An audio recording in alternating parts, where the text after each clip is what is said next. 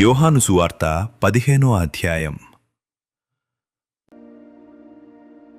నేను నిజమైన ద్రాక్షావల్లిని, నా తండ్రి వ్యవసాయకుడు. నాలో ఫలింపని ప్రతి తీగెను ఆయన తీసి పారవేయును.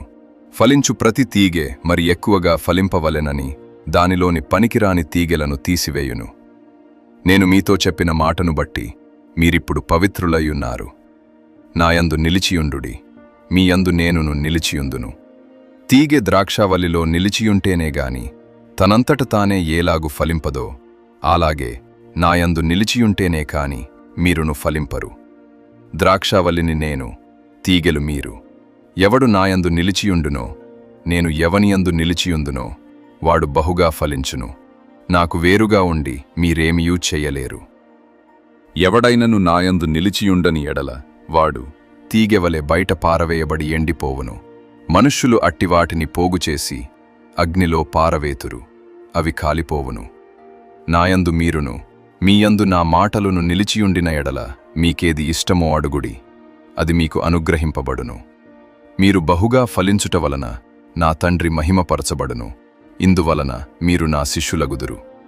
తండ్రి నన్ను ఏలాగు ప్రేమించెనో నేనును మిమ్మును అలాగు ప్రేమించితిని. నా ప్రేమయందు నిలిచియుండుడి. నేను నా తండ్రి ఆజ్ఞలు గైకొని ఆయన ప్రేమయందు నిలిచియున్న ప్రకారము మీరును నా ఆజ్ఞలు గైకొనిన ఎడల నా ప్రేమయందు నిలిచియుందురు. మీయందు నా సంతోషము ఉండవలెననియు మీ సంతోషము పరిపూర్ణము కావలెననియు ఈ సంగతులు మీతో చెప్పుచున్నాను. నేను మిమ్మును ప్రేమించిన ప్రకారము మీరొకనినొకడు ప్రేమించవలెననుటయే నా ఆజ్ఞ. తన స్నేహితుల కొరకు తన ప్రాణము పెట్టువానికంటే ఎక్కువైన ప్రేమగలవాడెవడను లేడు. నేను మీకాజ్ఞాపించు వాటిని చేసిన ఎడల మీరు నా స్నేహితులయ్యుందురు. దాసుడు తన యజమానుడు చేయుదానిని ఎరుగడు గనుక ఇక మిమ్మును దాసులని పిలువక స్నేహితులని పిలుచుచున్నాను. ఎందుకనగా నేను నా తండ్రి వలన వినిన సంగతులన్నిటినీ మీకు తెలియజేసితిని. మీరు నన్ను ఏర్పరచుకొనలేదు. మీరు నా పేరట తండ్రిని ఏమీ అడుగుదురో అది ఆయన మీకనుగ్రహించునట్లు మీరు వెళ్లి ఫలించుటకును మీ ఫలము నిలిచియుండుటకును నేను మిమ్మును ఏర్పరచుకొని నియమించితిని. మీరు ఒకనినొకడు ప్రేమింపవలెనని ఈ సంగతులను మీకు ఆజ్ఞాపించుచున్నాను. లోకము మిమ్మును ద్వేషించిన ఎడల మీకంటే ముందుగా నన్ను ద్వేషించినని మీరెరుగుదురు.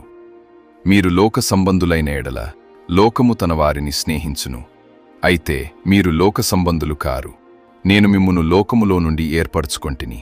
అందుచేతనే లోకము మిమ్మును ద్వేషించుచున్నది. దాసుడు తన యజమానుని కంటే గొప్పవాడు కాడని నేను మీతో చెప్పిన మాట జ్ఞాపకము చేసుకొనుడి. లోకులు నన్ను హింసించిన ఎడల మిమ్మును కూడా హింసింతురు. నా మాట గైకొనిన ఎడల మీ మాట కూడా గైకొందురు. అయితే వారు నన్ను పంపిన వానిని ఎరుగరు గనుక నా నామము నిమిత్తము వీటినన్నిటినీ మీకు చేయుదురు. నేను వచ్చి వారికి బోధింపకుండిన ఎడల వారికి పాపము లేకపోవును. ఇప్పుడైతే వారి పాపమునకు మిషలేదు. నన్ను ద్వేషించువాడు నా తండ్రిని కూడా ద్వేషించుచున్నాడు. ఎవడును చేయని క్రియలు నేను వారి మధ్య చెయ్యకుండిన ఎడల వారికి పాపము లేకపోవును. ఇప్పుడైతే వారు నన్నును నా తండ్రిని చూచి ద్వేషించియున్నారు. అయితే నన్ను నిర్హేతుకముగా ద్వేషించిరి అని వారి ధర్మశాస్త్రములో వ్రాయబడిన వాక్యము నెరవేరునట్లు ఈలాగు జరిగెను. తండ్రి యొద్ద నుండి మీ యొద్దకు నేను పంపబోవు ఆదరణకర్త అనగా తండ్రి యొద్ద నుండి బయలుదేరు సత్యస్వరూపి అయిన ఆత్మ వచ్చినప్పుడు ఆయన నన్ను గూర్చి సాక్ష్యమిచ్చును. మీరు మొదట నుండి నా యొద్ద ఉన్నవారు గనుక మీరును సాక్ష్యమిత్తురు.